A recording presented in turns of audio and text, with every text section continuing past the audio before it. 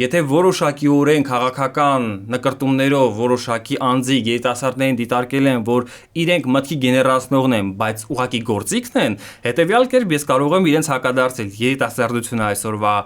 գեներատոր ուժն է եւ վաղվա մտքի գեներացնողը եւ իրագործողը։ Հետևյալ կերպ երիտասարդությանը միայն կարող ես կյանքի կոչել եւ իր մտքերը կյանքի կոչել հետևյալ կերպ պիտի լինեն բաց քննարկումներ, պիտի պետությունը ինքը իր հերթին կարևորի, այսպես ասած, երիտասարդի միտքը ունենալով միմիայն փորձագիտական նկրտումներ տվյալ հարցման արդյունքում, երբ որ վերջերս էր, եթե ես չեմ սխալվում, մեկ լրատվամիջոց ինքն էր կազմակերպել բաց քննարկում երիտասարդների ուսանողների միջև։ Հավաստիացնում եմ ձեզ, նույնքան դասախոսն ավելի շատ էր լսում երիտասարդներին եւ ինքն էր փորձում լրացնել երիտասարդի միտքը։